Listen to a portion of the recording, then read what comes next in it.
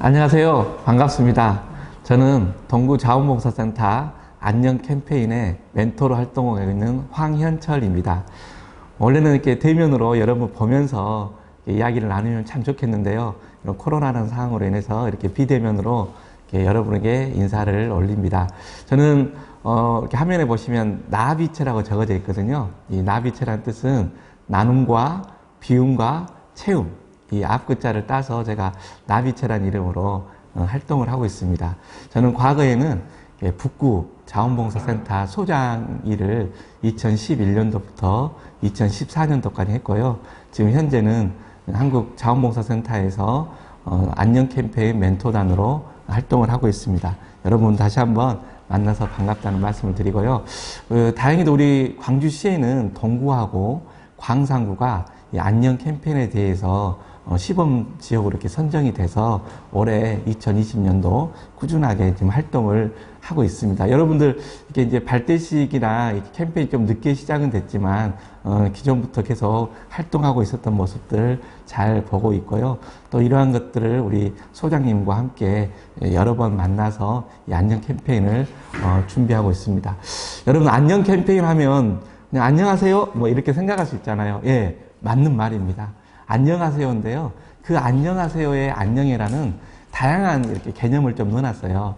첫 번째는 단절에서부터의 안녕, 그 다음에 불안에서부터의 안녕, 그 다음에 위험에서부터의 안녕을 이야기하는 거거든요. 그래서 단절은 안부를 묻는 사회, 또 불안에 대해서는 안심을 주는 사회, 또 위험은 안전한 사회로 이렇게 바꾸는 거거든요. 그래서 그 단절, 불안, 위험으로부터 안부, 안심, 안전한 사회로 가는 것, 그것을 합쳐서 우리가 안부, 안심, 안전, 이거를 합쳐서 안녕이라고 우리가 명명을 했습니다. 그래서 안녕 캠페인으로 하고 있고요. 전국에 한 40개 지자체가 지금 안녕 캠페인 시범을 하고 있습니다. 그래서 이것은 2020년, 2021년, 2022년까지 3개년 사업으로 해서 이 안녕 사회를 만들기 위해서 함께 노력하고 있습니다. 여러분이 이 안녕 캠페인의 선두주자로 우리 동구자원봉사센터와 여러분이 함께 하심을 다시 한번 축하드리고요. 여러분이 처음으로 시범사업을 하기 때문에 많은 다른 지자체가 우리들의 활동을 보고 따라하지 않을까 이런 생각을 갖습니다. 조금 더 자세히 보면 여러분들 뭐 자원봉사 하신 지 오래되셨잖아요. 근데 이제 자원봉사 하다 보면 센터나 무슨 뭐 단체에서 전화해가지고 야 무슨 자원봉사 했으니까 와 이런 경우에 그냥 약간의 동원형으로 가는 경우가 많죠. 야 10명 빨리 모아줘 그러면 야 막 전화해가지고 10명 모으고 이런 경우들이 많았는데 이제 그런 수동적으로 참여하는 것이 아니고 단순하게 동원형의 어떤 그 자원봉사가 아닌 여러분이 그 다음에 또 흔히 말하는 자원봉사가 필요하는 사람이 그런 주민들과 봉사자가 주도하는 그런 안녕 캠페인이 필요하다고 지금 생각을 하고 있는 거예요. 또 두 번째는 단일 조직 중심이거든요. 그래서 뭐 큰 조직들 있잖아요. 몇 개의 매니저급 조직들로 인해 가지고 봉사단이 운영이 되고 뭐 100명, 200명, 우리는 300명이 뭐 회원으로 단체에 등록돼 있다. 막 이런 메이저급만 이야기하는 게 아니라 그리고 단순하게 우리는 이 일만 해 이런 것들이 아니라 다양한 자원봉사의 기관들이 협력해서 이렇게 자원봉사의 일감을 만들고 추진해 가자는 거예요. 야, 이 일은 우리 일이니까 다른 사람 건들지 마. 사실 이런 것들 많잖아요. 야, 이 김치봉사의 행사는 해년마다 우리가 했던 거니까 다른 사람 덤비지 마. 우리가 뭐 길거리 청소는 우리 거니까 다른 기관들 하지 마. 뭐 교통정리는 우리 거니까 다른 사람 하지 마. 막 이런 영역들이 많이 현장에서는 존재하잖아요.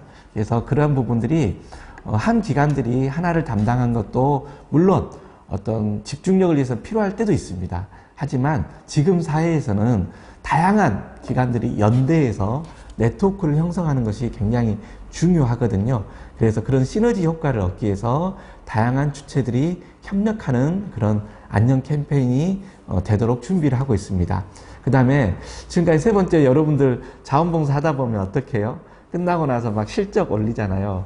그래가지고 그 자원봉사 센터하고 자원봉사자들의 갈등 중에 하나도 시간 올리는 거예요. 아, 나 몇 시간 했는데, 아, 선생님, 오가는 것은 되고, 이건 안 되고, 막 이런 이야기들 많이 하잖아요. 그래서 그런 자원봉사의 어떤 시간 중심, 또는 자원봉사자가 몇 명 우린 참여했다의 그런 실적 중심이 아니라, 실질적으로 자원봉사를 통해서 이 사회가 어떻게 변화가 되었는가를 이제는 어떤 측정, 평가로 좀 보자, 이렇게 바뀌고 있습니다. 그래서 저도 예전에 자원봉사센터 했을 때는, 야, 북부에는 자원봉사자가 몇 명 있어.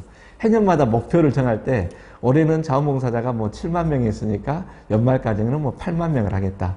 뭐 자원봉사 시간이 뭐 10만 시간이면 뭐 13만 시간 하겠다. 막 이런 식으로 이제 목표를 정했었거든요. 근데 이런 그 실적 위주의 목표가 아니라 우리 동구에 사람들이 얼마나 이 자원봉사를 통해서 편안해졌는가, 또 안부를 묻는 사람들이 얼마나 많아졌는가, 또 지역에 안전사고들이 얼마나 줄어들고 있는가, 뭐 이러한 것들을 가지고 평가로 갈 수 있다고 이제 만들어 가는 거죠. 그래서 예전보다 그냥 평가하는 방식들이 어려워질 수 있겠지만 진정 사회가 변화하는 것들이 필요하다는 거죠. 여러분들 잘 아시는가 모르겠지만 2000년도부터 해가지고 쭉 자원봉사가 꾸준히 증가하고 있는 것은 맞아요. 근데 자원봉사에 참여하는 사람, 또 자원봉사를 돈으로 환산한다는 게 좀 어렵지만 경제적 가치로 환산하는 것이 좀 떨어지고 있어요. 또는 정체되고 있습니다. 과거에는 자원봉사를 내가 열심히 몸으로 뭔가를 하는 것들도 있었는데요. 이제는 좀 사회가 좀 또 경제력이 뭐 이렇게 나아지다 보니까 자원봉사를 단순하게 제가 후원할게요, 이렇게 하면서 후원으로 대체하는 것을 자원봉사라고 생각하시는 분들이 굉장히 많아지고 있는 실정입니다. 물론 후원, 기부 굉장히 필요한 영역이고 정말 많은 곳에 사용할 수 있는 영역이지만 여전히 현장에서는 돈으로 다 해결하지 못하는 그런 영역의 자원봉사들이 굉장히 많이 필요로 하거든요. 그래서 여전히 우리는 육체적인 자원봉사, 또 나의 생각과 또 지식과 또 그때 삶을 나누는 자원봉사, 또 방금 말씀하신 기부를 통해서 나오는 자원봉사, 이 모든 것들이 다 협력했을 때 이 사회가 안녕한 사회로 이렇게 변화되지 않을까, 이런 생각을 해봅니다. 그래서 과거에는 어떤 자원봉사의 관리 대상을 개인에서 했지만 지금은 이제 지역사회 전체로 확장을 하자는 거예요. 그래서 아까 말씀드린 대로 가업 중심, 나는 오늘 올해 뭘 하니까 이 뭐 하는 데만 초점을 둔 게 아니라 이 봉사자 전체가 성장을 하기 위해서 우리가 이제는 이런 교육들도 더 확장을 하는 거고, 자원봉사에 대한 가치, 그 다음에 자원봉사가 왜 만들어졌는지에 대한 그런 진정성에 대한 이야기, 이런 것들을 통해서 개인이 아니라 지역사회가 변화될 수 있도록 바꿔나가는 것이 이제는 안녕 캠페인에서 바라는 어떤 추구하는 방식이다, 이렇게 보시면 될 것 같아요. 두 번째는 관리에서 촉진이에요. 그러니까 이 사람이 몇 시간 관리했냐, 이 단체가 몇 시간 관리했냐, 뭐 우리 500시간, 또 1000시간, 뭐 1500시간, 10,000시간 이렇게 하면 뭐 은장, 금장 뭐 이렇게 하고 있잖아요. 근데 그러한 단순하게 그 시간 개념으로 보는 게 아니라 다른 사람들이 이 자원봉사의 활동을 보고 나도 정말 이 사회의 주인으로서 이 사회를 변화시키는 주체로서의 성장할 수 있도록 촉진제 역할을 하자는 거예요. 여러분들 흔히 말한 대로 뭐 미국이나 그런 선진국, 또 유럽 국가들은 우리 한국보다 자원봉사를 하는 비율이 아주 높아요. 우리 한국보다 평균 한 1.5배 정도 더 높습니다. 근데 또 한국의 차이는 뭐냐면 10대에서 24살까지인 자원봉사는 거의 60%입니다. 우리나라. 그래서 전 세계적으로 자원봉사 참여율이 제일 높습니다. 근데 딱 24살 미만을 기준으로 평균치를 내보면 전 세계의 OECD 국가 중에서는 가장 낮은 자원봉사 참여율을 붙입니다.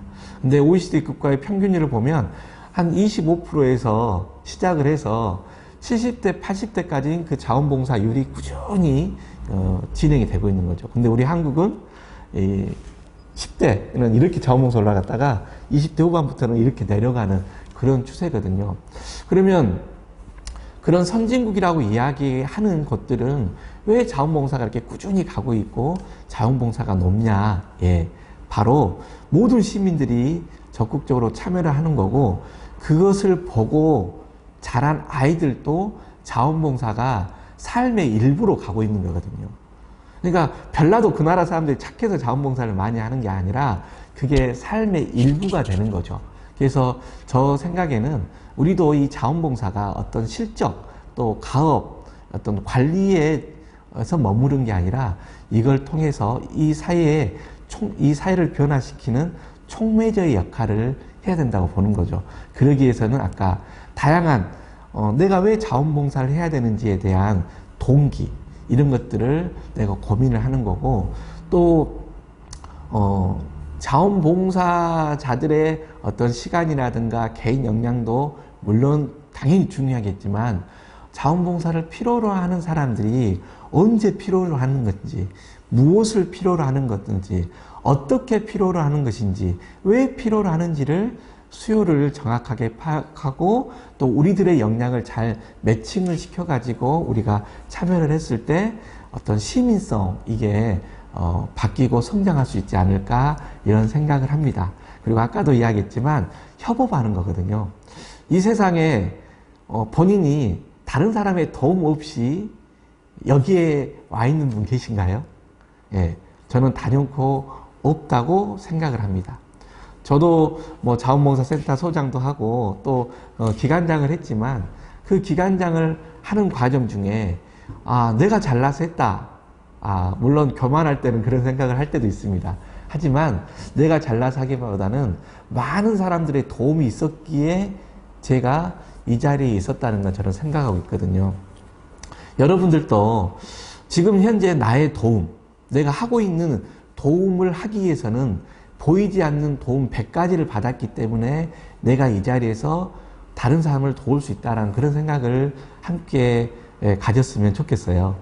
뭐 사담이지만 과거에 저는 이렇게 이제 수어 통역사로 일을 했습니다. 이렇게 수어 통역하는 사람이었는데요. 한 10년 동안 수어 통역센터에서 근무를 할 때 뭐 이렇게 법정에서 수어 통역을 하게 되는 그런 일이 있었어요. 근데 항상 이제 그 당시에는 수어를 하는 사람이 별로 없어서 굉장히 제가 교만했던 것 같아요. 사람들이 야, 너 수어도 할 줄 안다 그러면은 좀 목에 힘도 주면서 뻣뻣하게 나 수어 잘해 이렇게 하고, 뭐 국회의원 선거도 통역하고 매일매일 생방송 뉴스도 통역하는 과정 중에 누군가가 저한테 야, 너 어떻게 뭐 수어 어떻게 내가 농아인들 도와주고 있어, 농인들 도와주고 있어, 막 이런 말들을 했었어요. 근데 법정 안에서 수어 통역을 하게 됐는데 정말 힘든 상황이 하나 있었어요. 통역을 해라 마라 이런 과정이 있었는데 갑자기 법정 안에 앉아 있었던 농인이 벌떡 일어서 가지고 판사를 향해서 이렇게 막 소리를 지르는 거예요. 나는 이 상황을 어떻게 해야 될지 몰라가지고 손이 떨리고 목이 떨리고 다리가 떨리는 상황에서 이 농인의 외침 하나가 저한테 힘을 주더란 거예요. 내가 지금까지 20년, 30년 동안 농인들이랑 살면서 항상 내가 농아인들을 도와줬다 이런 말을 했었는데 내가 사실은 도와준 게 아니라 많은 도움을 받고 있었고 그 보이지 않는 도움을 저는 깨닫지 못했던 걸 제가 많이 느꼈거든요. 여러분도 자원봉사하는 과정 중에 나의 시간 또 나의 어떤 능력 또 나의 돈들을 투자하면서 하기 때문에 내가 그들을 도와준다라고 생각할 수 있겠지만 그게 아니고 여러분들은 더 많은 100개를 받았다 이런 마음을 가지고 한다면 서로 좀 더 겸손하고 좀 더 협업이 가능하지 않을까 이런 생각이 됩니다. 그래서 단순하게 사람을 또 자원봉사자를 관리하는 게 아니라 그 관리에서 촉진의 역할로 바꿔나갔으면 좋겠습니다. 세 번째는 그걸 통해서 성장의 계기로 가자는 거예요. 아까 말한 대로 다양한 과거에는 지금까지는 항상 자원봉사 숫자를 몇 명, 자원봉사 등록한 사람이 몇 명이야 이게 아니라 실제로 함께 할 수 있는 사람들이 얼마나 지역에 많이 있는지 또 자원봉사를 필요로 하는 사람이 정말 얼마나 많이 있는지를 알아내는 것, 그런 자원, 수요를 발견하는 거거든요. 그렇게 하기 위해서는 주민들과 함께 직접 호흡이 필요해요. 우리가 매너리즘에 빠져가지고, 야, 우리는 뭐 항상 자원봉사자가 몇 명 있고, 우리는 사회복지 공무원이 몇 명 있고, 또 자원봉사 단체가 몇 개 있어야 하지만 여러분들 신문에 보면 뭐가 나와요? 항상 사각지대라는 말이 끊임없이 나오잖아요. 안 그래요? 그렇죠. 끊임없이 우리는 사각지대가 나오고, 그 사각지대가 나오면, 아, 이런 사각지대 있으니까 틀을 좀 더 넓혀보자. 사각지대를 사각지대를 예방할 수 있도록 더 틀을 넓혀보자 하면서 또 기준을 바꾸잖아요. 그러면 한 달 뒤에 또 뭐가 생겨요? 또 그 기준에 대한 사각지대가 또 생기잖아요. 예. 그러면서 또 뭔가를 또 바꾸려고 하잖아요. 예. 우리는 정말 사각지대는 끊임없이 만들어질 수밖에 없지만 그 만들어져 있는 것들을 좀 더 예방을 하기 위해서는 뭐가 필요하냐? 예. 지역 주민들과의 호흡이 필요한 거죠. 그냥 단순히 컴퓨터로 그냥 야, 뭐 전기를 쓴 사람이 몇 명이야. 한 달에 전기료가 얼마 미만 내려간 사람은 전기를 안 쓰니까 알아보자. 수도를 안 쓴 사람이니까 알아보자. 이런 방식도 물론 필요하지만 그것은 데이터를 통해서만 우리가 알아낼 수 있는 거죠. 우리가 지역사회 사각지를 알아보고 하기 위해서는 바로 여러분들이 그 지역의 주체자가 돼서 많은 사람을 알고 계시잖아요. 사실 옆집은 뭐 잘 살고 있지만 전기를 안 쓴 사람도 있고 또 어렵게 살지만 전기를 많이 필요하는 사람도 있는 거잖아요. 그런 것들은 바로 여러분이 잘 알기 때문에 바로 지역 주민들과 바로 호흡할 수 있는 여러분들이 바로 이런 지역사회를 변화시킬 수 있는 중요한 역할이라고 보고 그게 전체를 성장시키는 어떤 계기로 만들지 않을까 이렇게 생각이 되는 거죠. 그러니까 센터나 어떤 기관이 또 정부가 이렇게 해라 해서 어떤 명령형으로 또는 강제형으로 시작되는 자원봉사가 아니라 여러분이 지역의 현안을 알고 자원을 알고 그걸 파악해서 변화시키는 그런 성장의 계기로 가는 거죠. 그러면 바로 여러분도 누가 봤을 때 전문가라는 말을 듣는 거거든요. 전문가라는 게 사실은 꼭 자격증을 취득해야 해야만이 전문가를 주는 게 아니잖아요. 자원봉사자 자격증이란 게 있나요? 예, 없잖아요. 예, 맞습니다. 우리 자원봉사센터에서 일하고 계시는 선생님들이 자원봉사 전문가 관리자란 말을 쓰지만 우리가 뭐 자격증을 따로 발급받는 거 아니잖아요.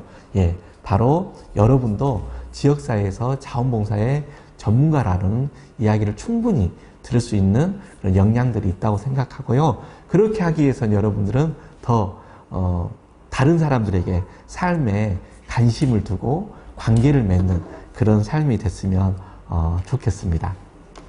그래서 이제 제가 아까 잠깐 설명한 대로 안녕 캠페인은 3개년으로 지금 준비를 하고 있어요. 그래서 2020년도에는 전국민 자원봉사 참여를 하기 위해서 이제 아까 한 40개의 자치단체들이 시범사업으로 자원봉사는 이러한 방식으로 하는 거야.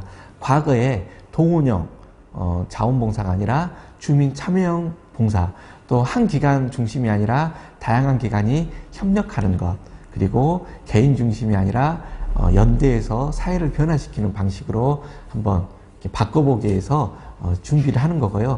2021년에는 아까 말씀드린 이제 40개 기관이 아니라 100개 기관, 뭐 150개 기관, 또 지방자치단체뿐만 아니라 이제 기업들도 지금까지 기업 중심이 우리 기업은 돈이 많으니까 인원이 많으니까의 방식이 아니라 지역 주민들과 기업이 함께 문제를 발굴하고 그것을 변화시키는 방식으로 가는 겁니다. 그리고 마지막 2020년도에는 그게 삶의 일부가 돼서 생태계를 변화시키는 방식으로 가자는 거죠. 그래서 우리가 흔히 말하는 지속 가능한 사회를 만들자 하는 것처럼 지속 가능한 자원봉사 생태계를 조성하는 것, 이게 바로 안녕 캠페인에서 추진하는 방향이라고 보시면 될 것 같아요. 그래서 여러분 올해 한 해만 하면 된다 이렇게 생각하시면 안 되고 코로나로 사실 하도 못해가지고 나 힘 많이 팔렸어 이렇게 생각하지 마시고 내후년에도 이 안녕 캠페인이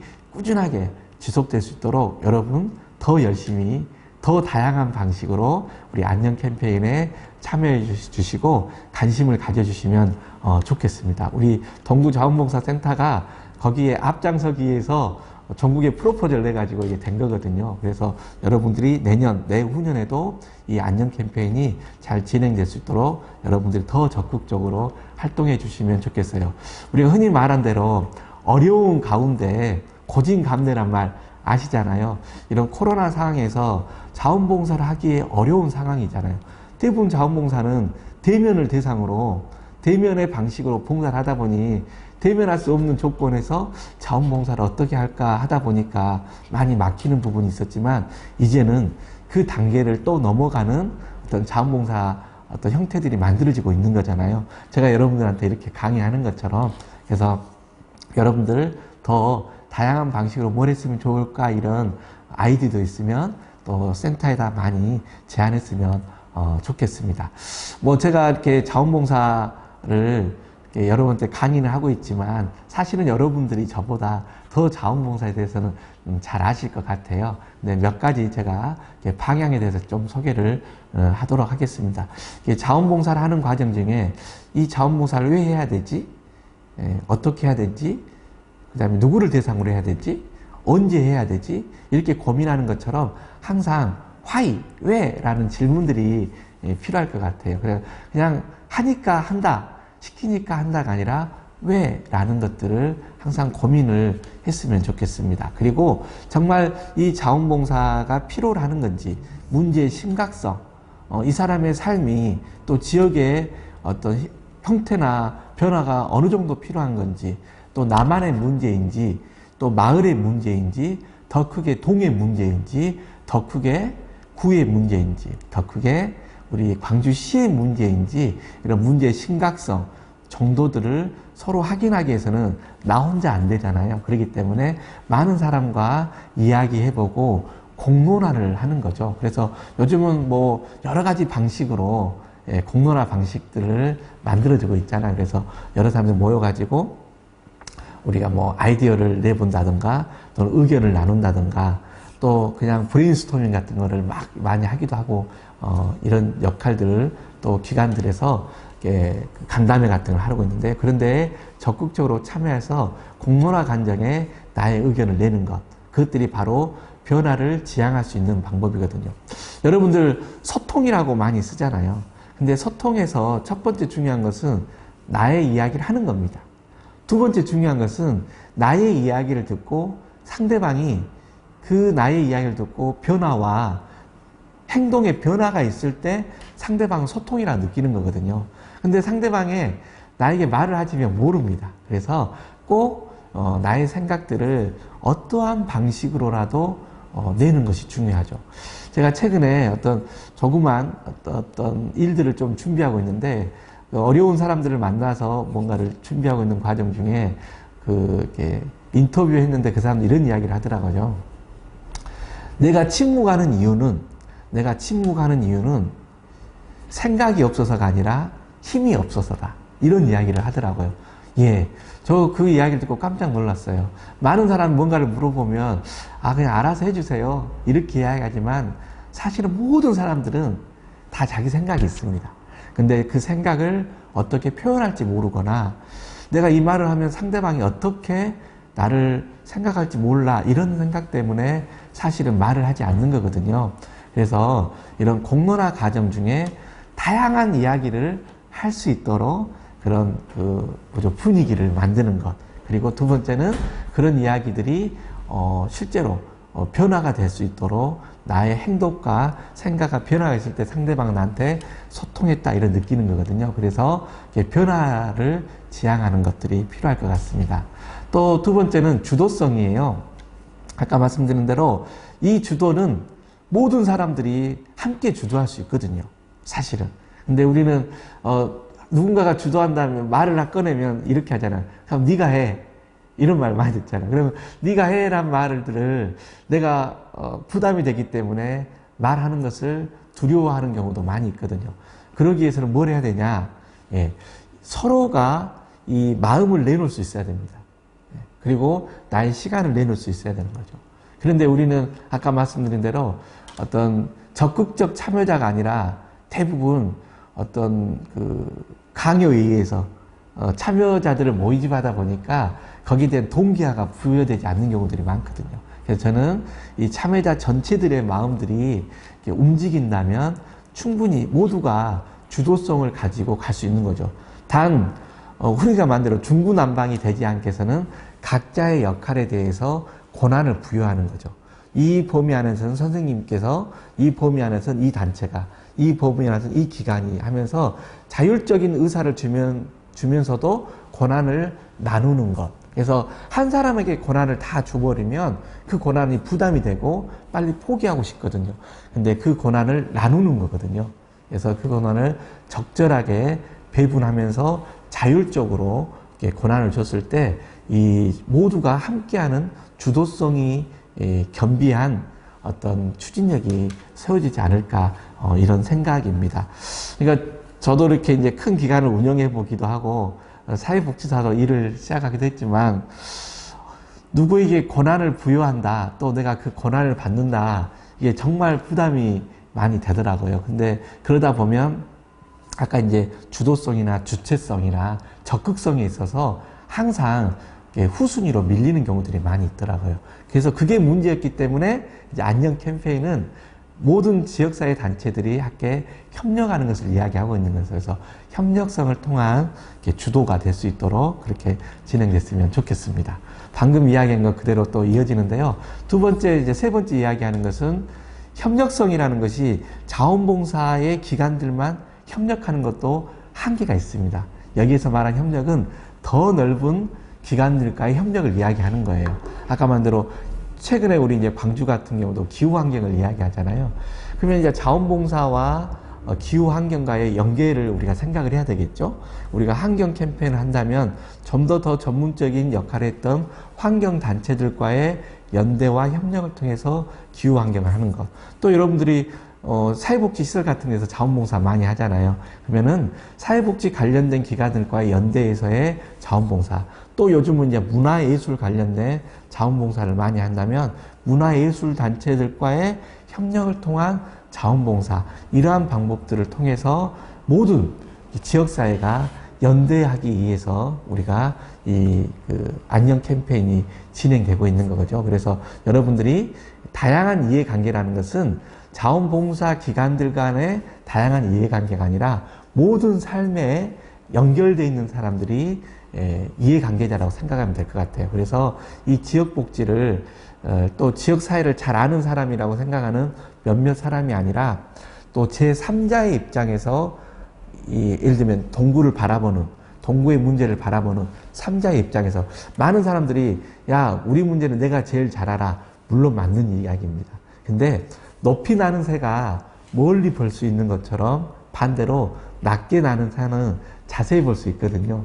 그래서 높게 나는 새가 멀리 볼 수 있고 낮게 나는 새는 자세히 볼 수 있지만 이 새가 능력이 한계가 있는 거예요. 낮게 날 수밖에 없는 사람이 새가 높게 날면 죽어요. 그렇기 때문에 높게 나는 새와 낮게 나는 새가 서로 협력할 수 있는 것처럼 또 거시적으로 볼 수 있는 사람들이 있고 또 미시적으로 자세히 볼 수 있는 사람들이 함께 협력하기 위해서는 야, 내 문제는 내가 제일 알아라, 우리 동네는 내가 제일 알아라가 아니라 다양한 파트너십을 함께 운영할 수 있는 그러한 부분들이 바로 협력성이다, 이렇게 보시면 될 것 같습니다. 그랬을 때 우리의 눈들이 좀 더 확대돼서 볼 수 있지 않을까 이런 생각이 듭니다. 예, 여기까지가 이제 안녕 캠페인에 대한 이야기인데요. 제가 이제 자원봉사에 관련된 현장에서 느꼈던 것 좀 몇 가지 말씀을 드리면서 이 안녕 캠페인에 대한 강의를 좀 마치려고 해요. 첫 번째는 예전에 비하면 많이 좋아졌다, 이런 말 많이 써요.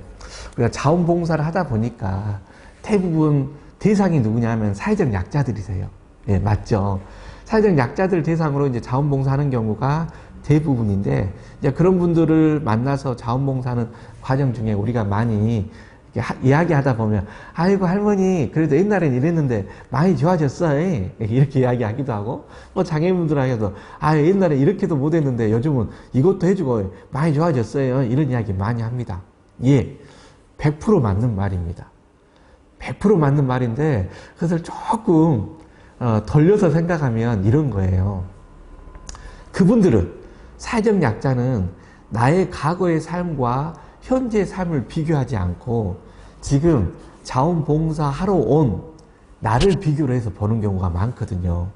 아, 나는 10년 전에 이렇게 살았고 당신도 10년 전에는 이렇게 살았을 건데 10년이 지난 지금 나는 여전히 이렇게 살고 당신은 봉사자란 이름으로 나를 찾아왔던 모습을 볼 때가 많이 있다는 거예요. 다 그렇다는 게 아니고.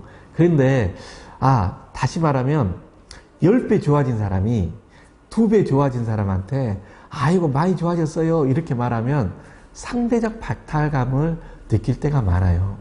제가 어제 장애인 부모님들을 대상으로 강의를 했거든요. 장애인 부모님들을 대상으로 강의하는 과정 중에 물어봤어요. 어떻게 많이 좋아졌어요? 예, 좋아진 건 사실인데 여전히 힘들어요. 이 이야기 하더라고요. 그러니까 내 삶만 보면 옛날에 이것도 없고 이것도 없고 장애아이 키우기 정말 힘들었는데 지금은 나라에서 활동 지원도 해주고 장애아동 지원도 해주고 장애 수당도 주고 많이 좋아졌는데 다른 사람들의 삶을 보면 훨씬 더 좋아져 있기 때문에 상대적 박탈감을 느낄 때가 많이 있거든요. 근데 그런 분들에게 계속 예전에 비하면 많이 좋았어요, 좋아졌어 하면서 모든 것을 어떤 잘된 것처럼만 이야기했을 때 상대방 그걸 어렵게 또 마음이 불편할 때가 있다는 거죠. 그래서 그런 이야기 분명히 할 때도 있고 필요할 때도 있지만 이렇게 그 상황과 분위기를 봐서 그런 이야기를 했으면 좋겠다. 두 번째는 관리와 관계예요. 우리는 자원봉사자가 사람을 관리한다. 예, 저는 조금 그것은 교만이라고 생각해요. 그 누구도 사회적 약자를 관리할 권한을 주지 않았어요. 그 누구도 주지 않았어요. 인권에서 이야기한 우리가 사람과 사람들의 관계에서는 동등하고 평등한 존재임에도 불구하고 우리는 나도 모르게 내 입에서 나 누구 어르신 한 13명 정도 관리하고 있어. 자원봉사하면서 관리하고 있어. 이런 말들을 막 사용하는 거예요. 예. 역으로 누군가가 여러분을 관리한다고 하면 여러분은 마음이 어떠겠어요? 쥐가 뭔데? 맨날 어디 가서 내가 관리한 누구누구 있어 하면 여러분이 그 대상자로 생각하면 기분이 어떠겠어요? 안 좋겠죠. 저도 마찬가지로 기분 나빠요. 예. 그래서 내가 누구누구를 관리한다 이런 단어를 쓰지 않는다. 나는 누구누구와 함께 관계를 맺고 있다. 난 누구누구하고 만남을 하고 있다. 이런 식으로 용어 자체도 중요하다고 생각을 해요. 그 용어가 어떤 단어가 계속 나에게 입으로 나도 모르게 나 그런 뜻은 아니었는데요 이런 말 많이 하지만 그 단어가 자꾸 사용됨으로써 나도 모르게 나는 관리자가 되고 저 사람은 관리를 받는 사람이 된다라고 뇌는 인식을 합니다. 그렇기 때문에 관리란 단어보다는 나는 저 사람과 만남을 하고 있다, 관계를 맺고 있다 이렇게 바뀌시면 어떨까 이런 생각입니다. 세 번째는 동의는 동등한 힘이 있을 때 가능하다 이 이야기입니다. 예. 동의는 동등한 힘이 있을 때 가능하다. 다음 문장은 이거예요. 아니요 라고 할 수 없는 상황에서 예 라고 말한 것은 의미가 없다. 동의는 동등한 힘이 있을 때 가능하다. 아니요 라고 할 수 없는 상황에서 예 라고 말한 것은 의미가 없다. 자원봉사를 필요로 하는 사람과 자원봉사자가 또 자원봉사센터와 또 자원봉사자와 이런 뭔가 약속을 정하고 뭔가를 진행하는 과정 중에 뭔가 약속을 했는데 이 사람이 선생님 오늘 몇 시까지 올 수 있어요? 이렇게 물어봤어요. 근데 나는 사실 지금 시간이 좀 안 되는데 그래요? 그럼 다음부터는 자원봉사 참여하기 힘든데? 이렇게 이야기하거나 또는 자원봉사자와 또 자원봉사가 필요하는 분들이 하고 이야기하는 과정 중에 어르신 나 언제 자원봉사 갈 건데 그때 집에 있으세요? 이렇게 물어봤는데 나 그때 뭐 약속이 있는데 그럼 나 못 가 이렇게 말하면 어르신이 어쩔 수 없이 그래 알았어요 또는 자원봉사가 자원봉사센터에 알았어요 어떻게든 가볼게요 했어요.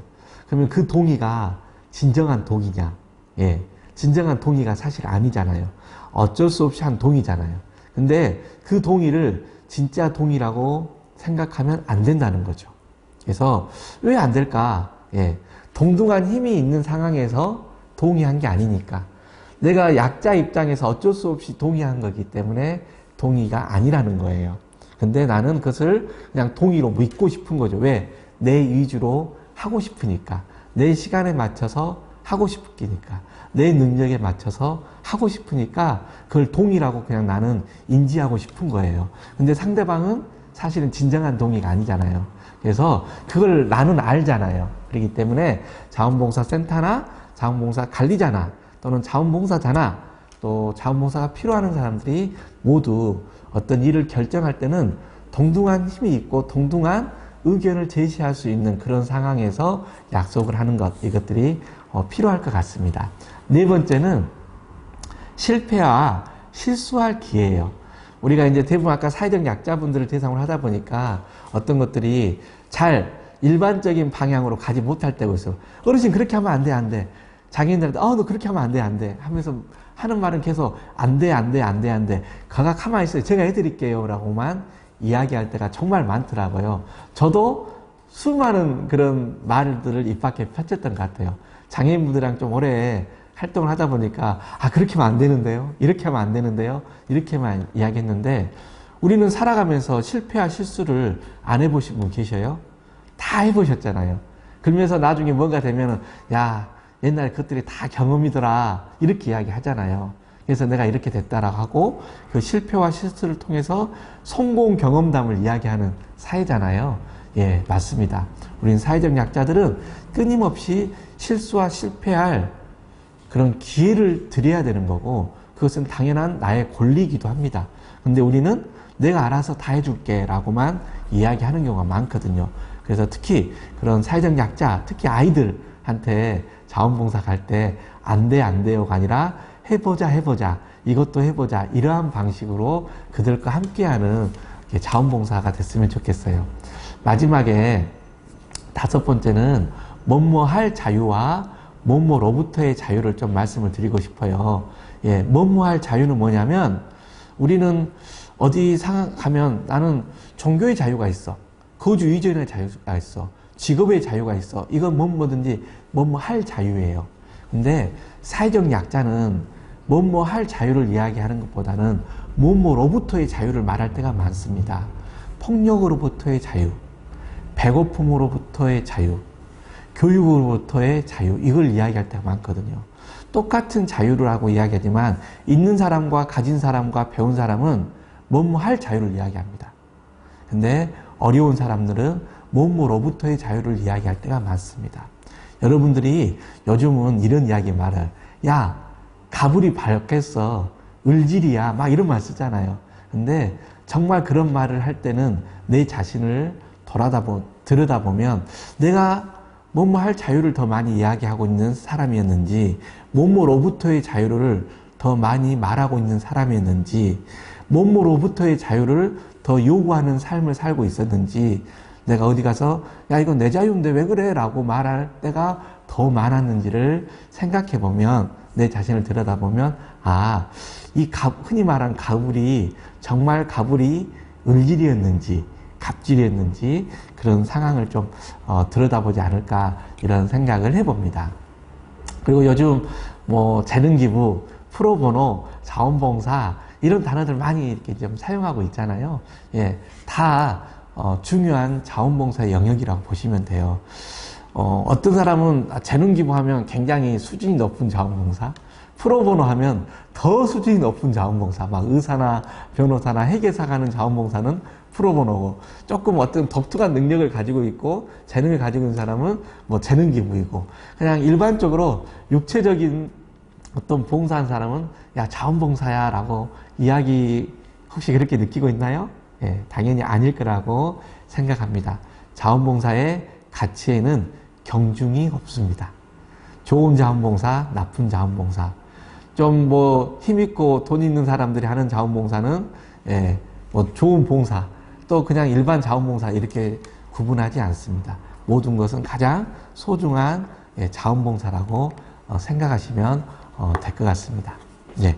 그리고 여러분이 자원봉사하는 과정 중에 뭐 이렇게 어르신이나 아이들한테 야 너가 변해 빨리 네가 더 열심히 해가지고 지역사회 주인이 돼. 너가 변해서 그 사회에 적응을 해봐. 이런 이야기들을 많이 하는데요. 사실은 사회가 변화를 해서 많은 사람들에게 우리가 지원할 수 있는 방안을 만드는 게 바로 사각지대를 없애는 거거든요. 근데 우리는 사회라는 틀을 만들어 놓으면 그 사회 틀 안에 밖에 있는 사람들은 아까 말한 계속 사각지대가 되는 거거든요. 그래서 너가 변해서 사회에 적응하는 게 아니라 사회가 변해서 지역사회 주민들을 품는 방식이 바로 지역사회의 탄력성이고 더 넓은 사회를 이야기하는 거죠. 그래서 사회라는 틀 안에다가 사람을 집어넣는 게 아니라 이 사람들은 여기에 살기도 하고 여기다 하면 더 넓은 사회를 구성하는 방식, 이게 바로 자원봉사의 중요한 방향이 되지 않을까 이런 생각을 해봅니다. 네, 제가 여기에 사진 한 장을 올려놨어요. 감수성이라는 이야기인데요. 우리가 자원봉사하는 과정 중에 이런 감수성을 좀 느껴봤으면 좋겠다 이런 이야기입니다. 제가 이 사진을 제 컴퓨터 바탕화면에 깔았어요. 찾아가지고 가을에. 그러면서 옆에 있는 이제 직원에게 선생님 이거 어때요? 좀 괜찮아요? 이렇게 물어봤어요. 그랬더니 그분이 갑자기 이거 보고 가기 힘들겠네 이러는 거예요. 예, 그분은 휠체어를 사용하는 장애인이셨거든요. 그러니까 그분의 삶은 이 사진을 보더라도 예를 들면 아름답다, 괜찮네, 한번 가고 싶네 이렇게 보이는 게 아니라 이 낙엽 밑에는 전부 다 일반 흙이잖아요. 그러다 보니까 이 휠체어로 가기가 불편한 거예요. 울퉁불퉁. 그러니까 이 사람은 우리 밥 먹으러 갈까요? 그러면 거기 휠체어 타고 갈 수 있어요? 우리 놀러 갈까요? 휠체어 타고 갈 수 있어요? 우리 오크샵 가야 되는데요. 거기 휠체어 타고 갈 수 있어요? 모든 삶이 휠체어로 갈 수 있냐 갈 수 없냐로 기결돼 버리는 거예요. 그런 것처럼 나는 이 사진을 봤을 때 예쁘다라고 아름답다고 생각하지만 그 사람의 삶은 전혀 다른 관점에서 모든 걸 바라보는 거예요. 제가 사회복무요원들 있죠. 공익 근무를 하고 있는 그런 분들을 이제 강의를 하고 있는데 그분들한테 이 사진을 보여주면 여러분은 어떤 느낌이 들어요? 그랬더니 뭐라 했을 것 같아요? 예, 맞습니다. 이거 언제 다 쓸어요? 그들한테는 이게 보면 무조건 동사무소나 주민센터 가면 이거 쓰레기 치워라 이런 역할을 주다 보니까 언제 다 쓸어요? 이렇게 이야기하는 거예요. 예. 똑같은 사진이지만 전혀 다르게 우리는 바라보는 것처럼 여러분이 자원봉사하는 과정 중에 자원봉사를 필요로 하는 사람들이 어떤 마음일까 이러한 것들을 좀 감수성 있게 바라보고 아까 육하 원칙에 비해서 왜 이 사람이 필요하지? 어떻게 하면 내가 이 사람들에게 더 도움이 될까? 무슨 방법으로 할까? 언제 할까? 얼마만큼 할까? 무엇을 할까? 이렇게 고민하는 그런 감수성이 됐으면 좋겠어요. 마지막입니다. 뒷세 미소 들어보셨나요? 예, 사람 이름입니다. 뒷세는. 근데 여기에 반대되는 이렇게 미소가 하나 있어요. 폐암 미소라고 합니다. 폐암 미소. 폐암하니까 폐암이 아니고요. 폐암입니다. 미국에 가장 큰 항공회사가 있었는데요. 펜 아메리카 항공이라는 펜 아메리카 월드 항공이라는 회사였어요. 그 회사는 1927년도에 만들어져 가지고 1991년도에 이제 파산한 회사인데요. 전 세계적으로 가장 큰 항공회사였어요. 근데 그 항공회사가 지역에 있는 조그만 항공회사에서 전 세계에서 가장 큰 항공회사가 됐던 게 뭐였냐면 바로 미소였어요. 미소. 웃는 미소. 근데 미소로 가장 먼저 어떤 서비스를 했냐. 이제 항공을 이용하신 모든 손님에게 어서 오세요. 안녕하세요. 여기 앉으세요. 제가 도와드리겠습니다. 이렇게 서비스를 하면서 웃는 미소였거든요. 그러니까 사람들이 이 비행기를 이용하면 나는 정말 대접받는 것 같아. 정말 너무 좋아. 이렇게 이제 그 미소 때문에 사람들이 많이 친절함 때문에 그 항공기를 이용했었어요.